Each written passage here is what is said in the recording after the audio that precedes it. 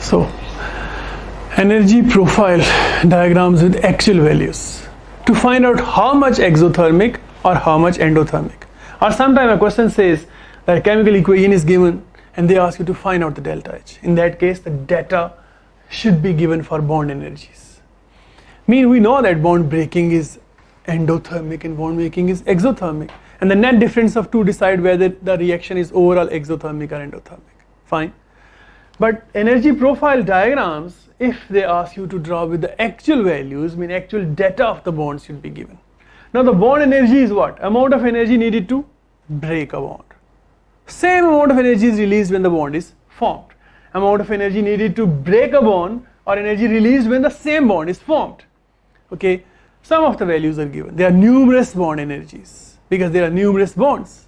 And sometimes they vary from compound to compound, the same bond, because it depends on the environment, but overall average bond energies are being calculated. They may vary according to the particular CH bond may be different, suppose in alcohol as compared to alkane. Somewhere in a compound they may vary, but these are average bond energies and they work for us. Okay, little differences. Now these bond energies suggest what? How much energy is needed to break a bond or make a bond.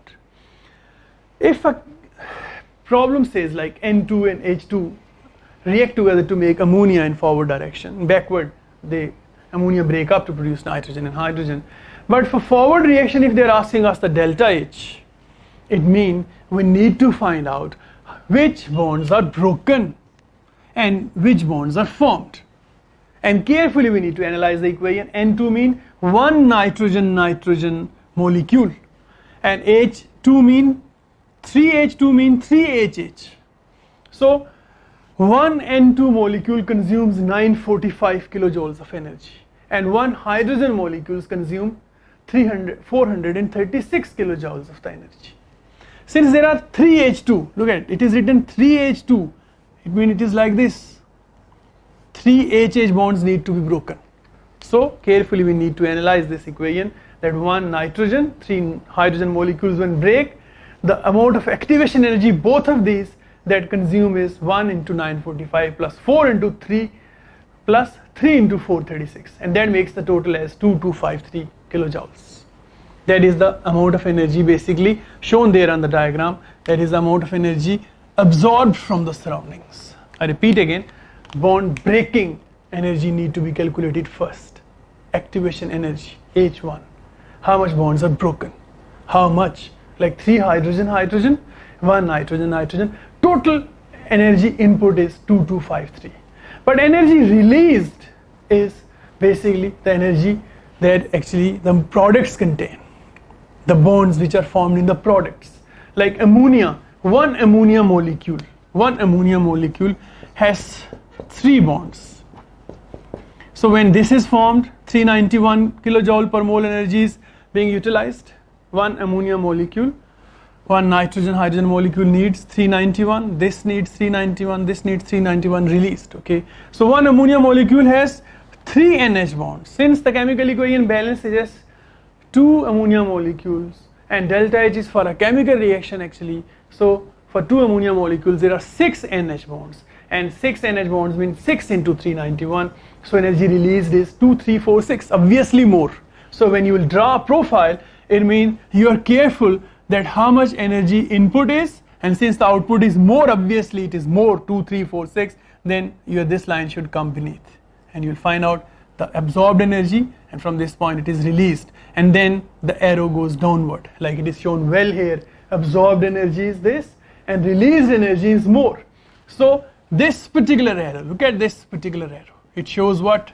That energy released is more, and that delta H value is 93 kilojoule per mole. Now the energy profile label diagram mean the activation energy is shown plus sign 2253 needed to break the bond, energy released with a minus sign, okay, that is H2 basically. From this point to this point the energy released H2, and the change in energy, that is bond broken minus bond formed, you will find out it is exothermic reaction. It may be any other reaction, may be endothermic, suppose nitrogen reacting with oxygen producing nitrogen dioxide. We need to find out one nitrogen bond broken, one oxygen bond broken, and then the NO bonds which are basically formed. Okay, so we can find out the data booklet and find out which bond energy corresponds to the chemical reaction. Okay, and we need to be careful finding out, suppose there is a water molecule and one water molecule has one OH and one OH, mean 2 OH. So if it is written 2H2O, it means it should be 4 into OH. So these things you need to keep in the mind. Analyze the chemical equation, look at the basically the bonds involved, look at the coefficient before that, the moles present, and then number of bonds in each molecule, and find out from the data booklet how much energy is being supplied and how much need to be released, and the difference of that you'll be able to find out actual values of activation energy and energy released, and then the delta H, and all are placed here. This is activation energy, this is energy released, and this is the delta H value shown well in the chemical equation. Look at the surroundings, basically the diagram, surroundings are getting surplus energy. So energy profile diagram with actual values basically tells us how the reaction is exothermic, how much it is, or endothermic, how much, and how graphically it can be shown.